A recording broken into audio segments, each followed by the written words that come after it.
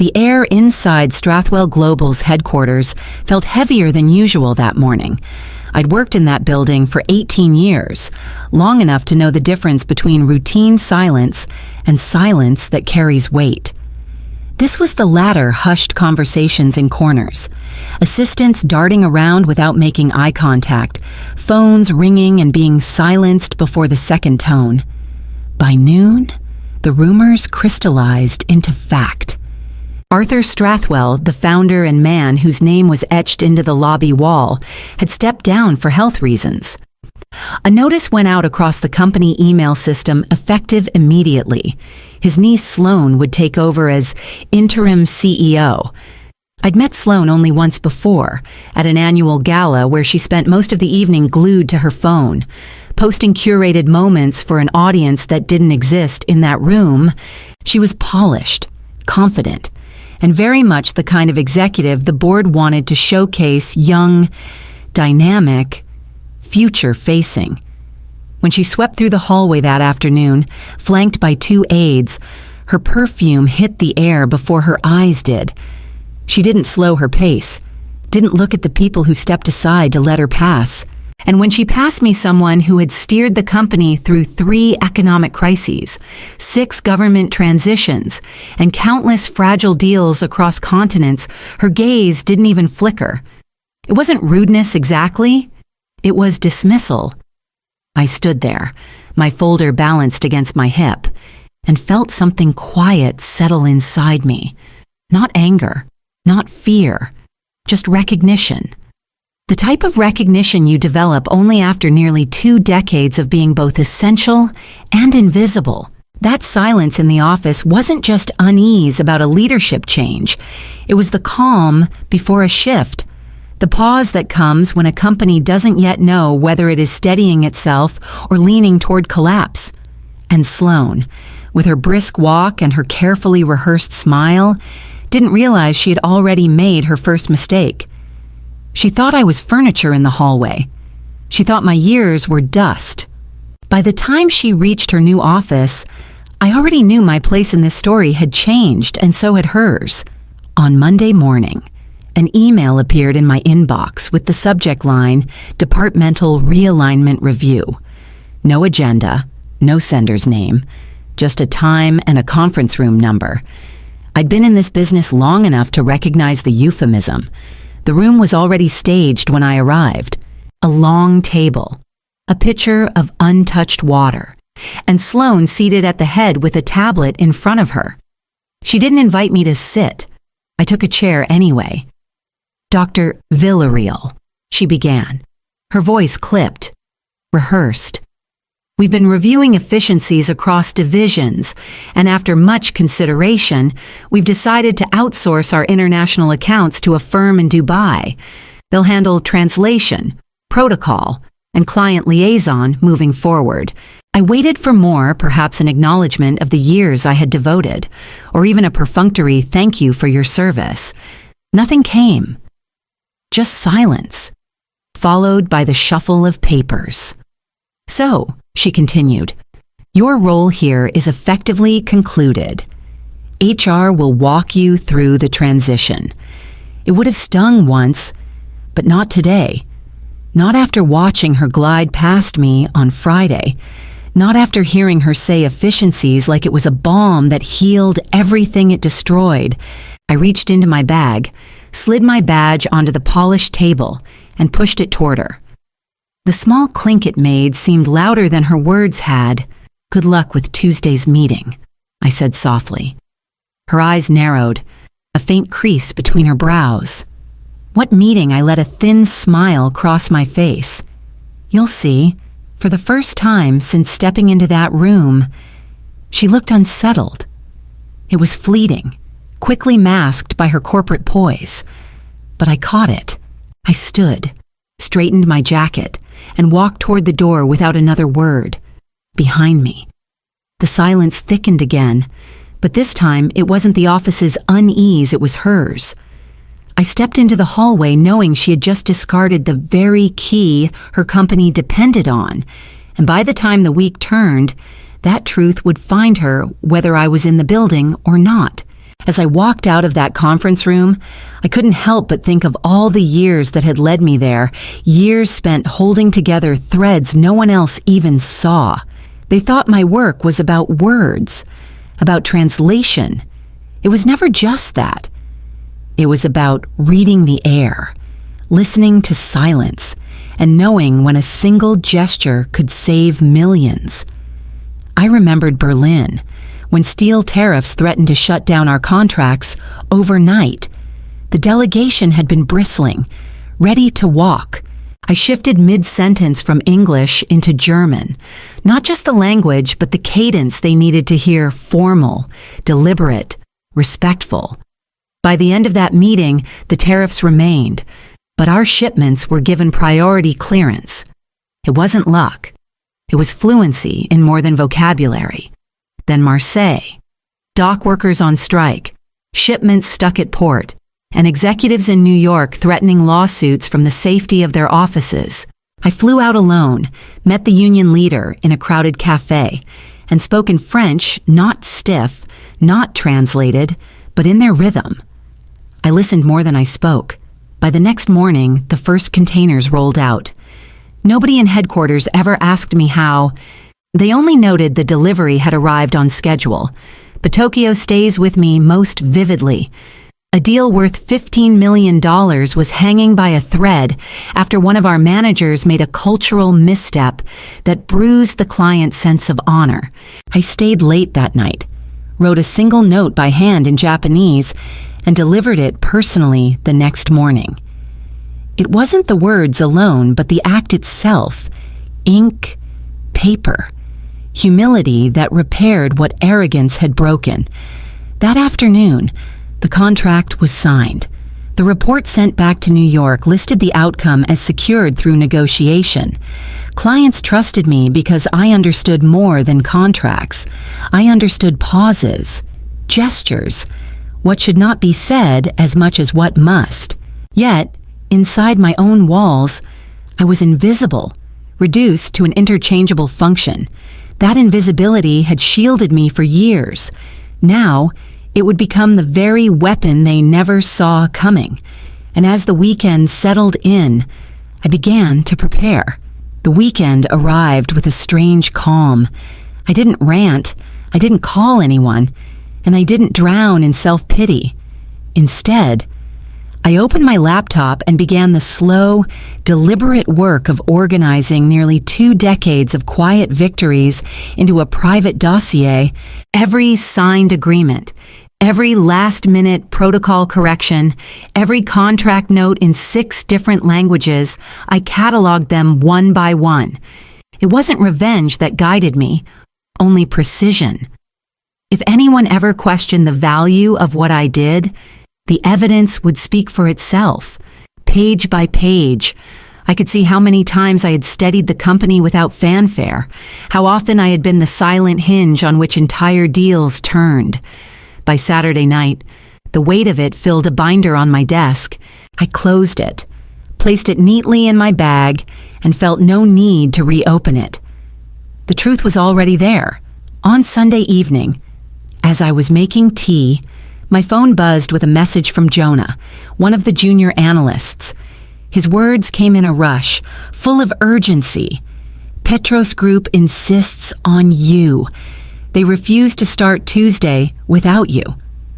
I stared at the screen for a long moment, then typed back 2 words, unavailable. 3 dots blinked, then disappeared. No further message came. I set the phone down beside my cup and let the silence settle again. Loyalty, I realized, had never belonged to Strathwell Global. It had belonged to me, the patience I had shown, the respect I had offered, the bridges I had built. They thought they could outsource that, like filing or payroll. But trust isn't transferable. As the sun sank behind the city skyline, I knew that Tuesday would not unfold the way Sloan imagined, and whether I was in that boardroom or not, the cracks had already begun to spread. Tuesday morning began with 3 missed calls before I even finished my breakfast. Unknown numbers. I let them ring. By 10, A fourth call came through, and this time I answered. It was Miles, Sloane's assistant, his voice breaking under pressure. "Dr. Villarreal, please, we need you. The Petros delegation is here, and they won't proceed without you. They're offended. They said you were the reason they trusted us. I let the words hang between us before answering, steady and quiet. You replaced respect with shortcuts. That never lasts." There was a pause, then a desperate plea, but I ended the call. By noon, the news had spread across the office. The Petros representatives had walked out, their contracts folded neatly back into their briefcases, their faces set with finality.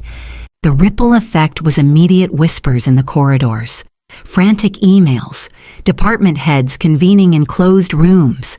I didn't need to be inside those walls to know the chaos unraveling. Petros wasn't just another client. They were an anchor, and their exit signaled something larger. Other partners would take notice. Trust broken once is rarely repaired. I went about my day without rush. A walk through Central Park, a stop at a quiet cafe. The city alive around me, but my mind still. My absence was louder than my presence had ever been in that building. At 3 o'clock, as the sunlight tilted across my table, my phone buzzed with an email notification. The subject line was brief, but it carried weight enough to shift everything. Arthur is back. I stared at the screen, reading the words twice, then a third time. The founder had re-entered the stage, and with him would come questions Sloane could not answer and silences she would no longer be able to control. I closed the phone, finished the last sip of my coffee, and stepped into the street. The city felt different now, as if it too sensed that the balance inside Strathwell Global was about to tip. By Wednesday, the cracks were no longer hairline, they were fissures. I watched from a distance, recording each one as it spread. My dossier, once a collection of quiet victories, now grew with evidence of collapse. The first came from Tokyo. A senior investor forwarded me an email he had received from Sloane's new global outreach officer. The message began with a breezy, "Hey guys," a tone that in their culture was nothing short of insulting. No reply ever came back from the Japanese side. They didn't argue, didn't explain. They simply stopped responding. In business, silence can be more final than a rejection. Then came Brazil. A long-standing client abruptly canceled a logistics contract worth millions.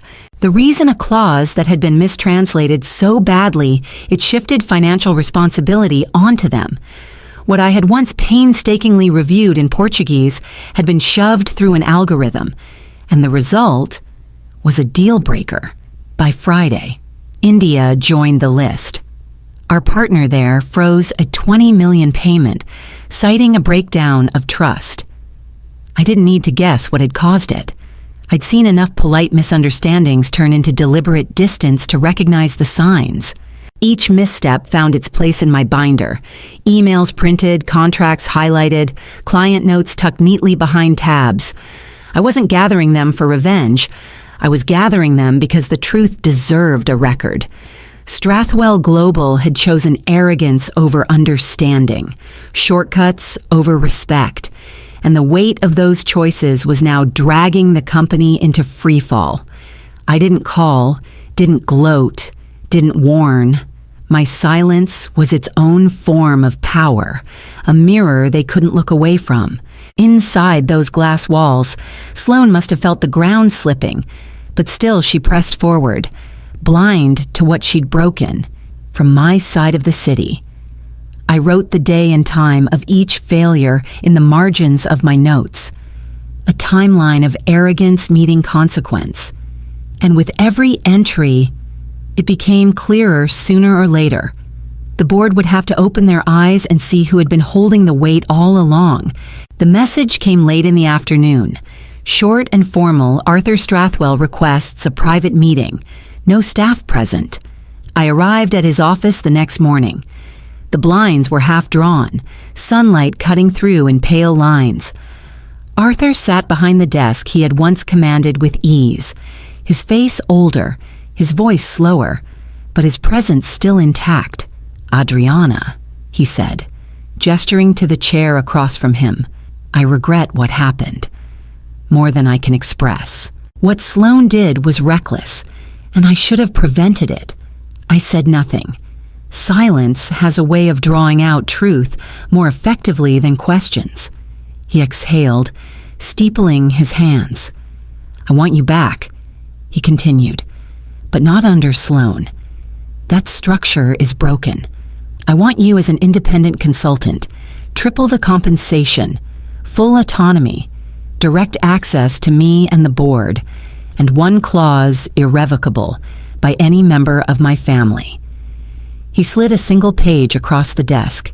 The offer was as clear as his intent: restore what had been lost, but on my terms.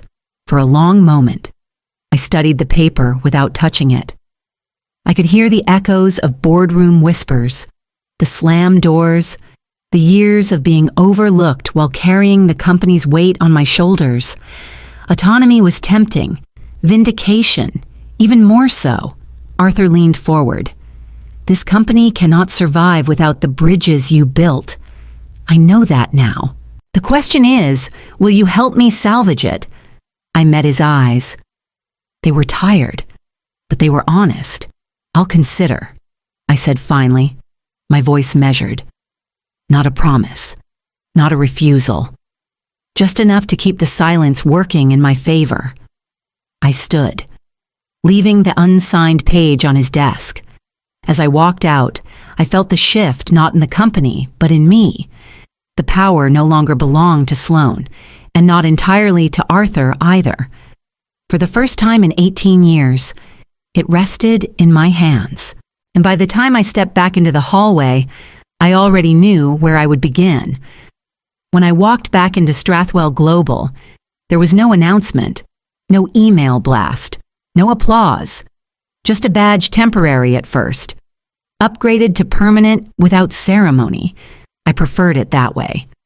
The less attention drawn, the more freedom I had to move. I settled into a modest office at the edge of the executive floor. From there, I began to comb through the contracts that had been signed during Sloane's brief reign. The damage revealed itself almost immediately. The first file held 3 glaring mistranslations, each one twisting the meaning of key clauses. In Tokyo, priority access had been reduced to suggested scheduling. In São Paulo, shared liability had been flipped to sole liability. Each mistranslation was a fuse waiting to be lit. The second file contained cultural offenses so avoidable they bordered on arrogance. A holiday greeting sent to a Japanese partner used a phrase that implied finality, closer to a condolence than a wish for prosperity. In India, a casual reference to a political figure had alienated an entire delegation. Respect, once lost, does not return easily. Then came the contract with a European logistics group. A single clause implied that clients would shoulder costs for Strathwell's own delays. I read it twice, then a third time, astonished at how recklessly it had been signed. That clause alone could have triggered lawsuits across 3 continents. I compiled everything into my growing dossier and sent a direct report to Arthur. No commentary, no accusations, just facts. Within an hour, he called me into his office, the paper still in his hand. His eyes said what his mouth, tension clinging to the air like humidity before a storm. I placed my binder on the table and opened it without preamble. No slides, no theatrics, just paper and ink. The kind of evidence that couldn't be spun away. I began with numbers. 90 days of contracts lost, revenue slipping like water through careless hands. Each figure had a timestamp. Each loss, a clear line back to decisions made under Sloane's leadership. The board members leaned forward, their eyes narrowing as they scanned the graphs and tables. Next came the letters. 3 of our largest clients had written in blunt terms that they would not consider returning unless Sloane was removed. Their words carried the weight of entire markets, trust broken, respect lost, future dealings impossible. I handed each letter down the table, watching the silence deepen with every passing sheet. Finally, I laid out the cultural breakdown dossier. Missteps cataloged, misinterpretations circled, translations that turned diplomacy into insult. No one in that room could claim ignorance now.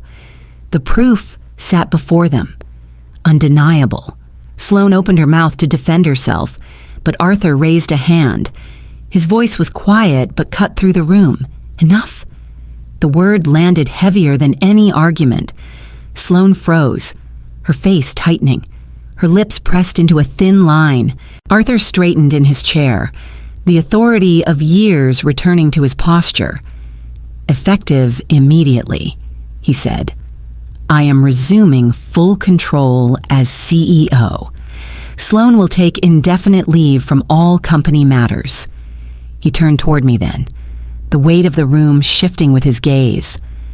"Adriana, you've done more than expose what went wrong. You've shown what held us together all along. Will you lead the rebuild?" I let the silence linger for a beat before answering.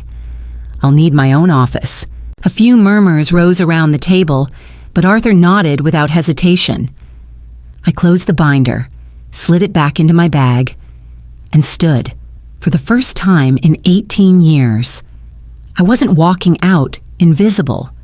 I was walking out, holding the reins. The view from my new office stretched across the city, glass towers reflecting the late afternoon sun. The desk was bare except for my laptop, a notebook, and a cup of tea still steaming beside me. I opened a draft email and began typing, each word chosen as carefully as a step on fragile glass. Subject renewal. With respect, it was addressed to Mr. Sato in Tokyo. I thanked him for his patience, acknowledged the missteps that had occurred, and extended a hand for renewal, not as a demand, but as an invitation grounded in humility. When I pressed send, I knew the message carried more weight than any contract Arthur could draft. Respect, once given, had a way of finding its way back. Leaning back, I let myself reflect. This wasn't revenge. I hadn't come back to watch Sloane crumble. I had come back to prove something simple: clarity has its own power. Trust can't be automated. Power isn't inherited. And fluency in language, in culture, in human connection isn't optional. A knock at the door pulled me from my thoughts. It was only an assistant dropping off a new access card.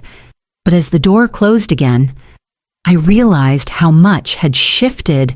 18 years of being invisible, and now every decision flowed through me, not because of a title, but because the clients themselves demanded it. Later that evening, I stepped into the hallway. Sloane appeared from the opposite end, her steps sharp, her expression tight. As we passed, she muttered under her breath, "You just got lucky." I stopped, turned slightly, and met her eyes with a calm she couldn't touch. A small smile rose to my lips. "If this is luck," I said, "why are all the doors opening for me and closing for you?" She faltered, just for a second, before walking on. I continued down the hall, the quiet echo of my footsteps steady. Certain, for the first time, my absence no longer defined me. My presence did. Have you ever been unseen until your absence made everything collapse?